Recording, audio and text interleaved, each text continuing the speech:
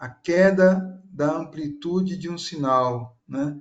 A 50% de amplitude é uma relação física de 6 dB, menos 6 dB, tá? Que é a quantidade de energia. E isso foi provado, né? Com base em cálculos matemáticos, usando essas funções aqui, ó, logaritmos, né? A variação da amplitude de 50% corresponde a um valor de 6 dB, tá? Isso é importante vocês saberem teoricamente.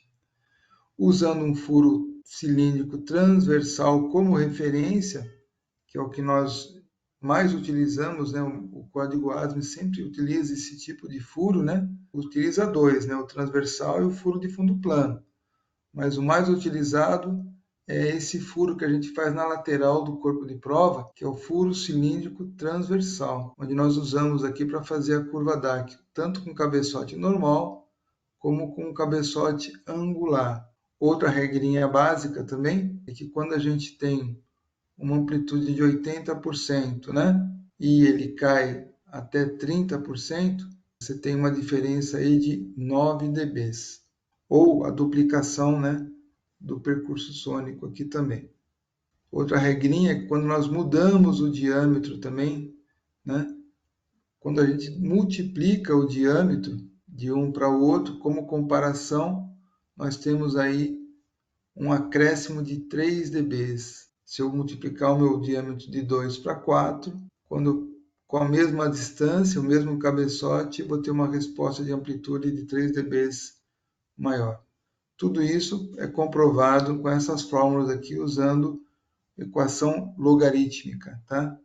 E aqui nós temos um exemplo de como nós fazemos uma curva DAC com um material metálico, né? Normalmente aqui o aço carbono, usando dois furos cilíndricos transversais a profundidades e posições diferentes, tá? Por que eu uso profundidade e dimensão diferente? Para eu poder manusear o meu bloco e eu ter o quê? Distâncias diferentes, ó. Tá vendo? Todas elas são bem diferentes. A posição 1, posição 2, a posição 3 é invertida da 1, porque eu posso mudar a posição do meu cabeçote em relação à superfície do bloco. Na posição 1 eu tenho a de menor distância, na posição 3 eu tenho a maior distância.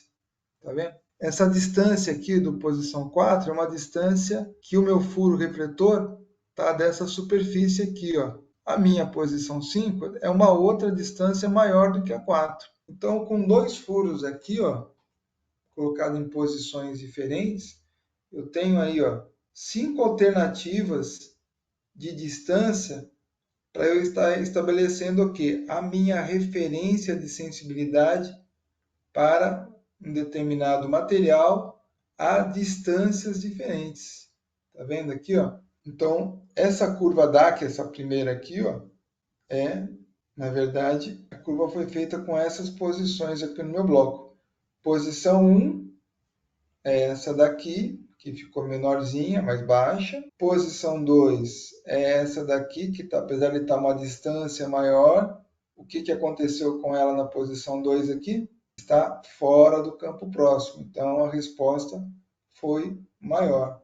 E depois, na posição 3, uma distância maior ainda, também fora do campo próximo, ela já teve uma queda na amplitude, a mesma coisa acontecendo na posição 4 e 5, ela ficou desse formato.